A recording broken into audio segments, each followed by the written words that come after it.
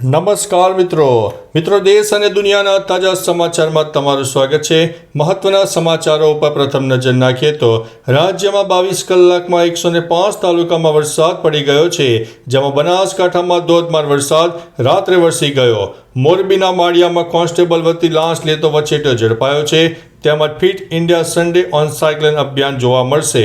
કેન્દ્રીય મંત્રી ડોક્ટર મનસુખ માંડવિયાનું સમર્થન મળ્યું તથા પાટીદાર બાદ વધુ એક સમાજની મોટી બેઠક, જેમાં અખિલ ભારતીય કોળી સમાજની મોટી બેઠક યોજાશે તથા વરસાદના બીજા ધમાકે રાઉન્ડ માટે મિત્રો તૈયાર થઈ જાઓ। રાજ્યમાં હજુ પણ વરસાદની આગાહી કરવામાં આવી છે। હવે મિત્રો અન્ય સમાચાર વિસ્તારથી જાણીએ તો રાજ્યમાં 22 કલાકમાં 105 તાલુકામાં મેઘમહેર, જાણો ક્યાં પડ્યો ધોધમાર વરસાદ। ભાવનગરના ઉમરાળામાં 22 કલાકમાં 3 ઇંચ વરસાદ અને ભાવનગરના પાલીતાણામાં 3 ઇંચ જેટલો વરસાદ ખાબકી ગયો છે। એરક્રાફ્ટ અકસ્માત તપાસ બ્યુરોએ 15 પાનાનો મિત્રો રિપોર્ટ રજૂ કર્યો છે। વિમાનના બંને એન્જિન બંધ થવાને કારણે આ અકસ્માત થયો હતો। રાજ્યમાં આજે ભારે વરસાદની હવામાન વિભાગે આગાહી વ્યક્ત કરી છે। સાબરકાંઠા, મહીસાગર અને પંચમહાલમાં ભારે વરસાદની શક્યતા છે।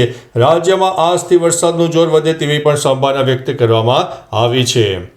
બનાસ ડેરીને લઈને સૌથી મોટા સમાચાર સામે આવ્યા છે। બનાસ ડેરીએ જળ સંચય માટે બનાવેલા તળાવ ઓવરફ્લો થતાં ખેડૂતો ખુશખુશાલ જોવા મળ્યા છે।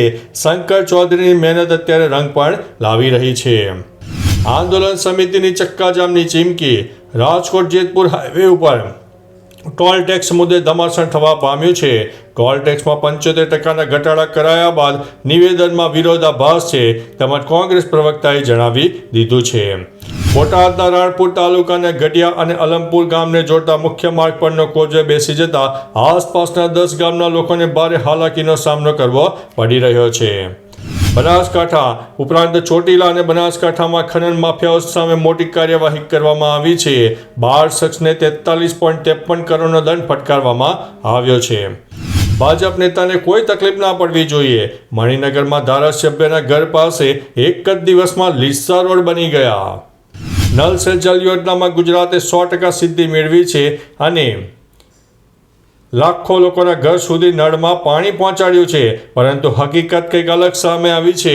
ખુદ કેન્દ્રીય જળ શક્તિ મંત્રાલયના મંત્રી CR પાટીલે કબૂલ્યું છે કે નલ સે જલ યોજનામાં વ્યાપક ભ્રષ્ટાચાર પણ થયો છે।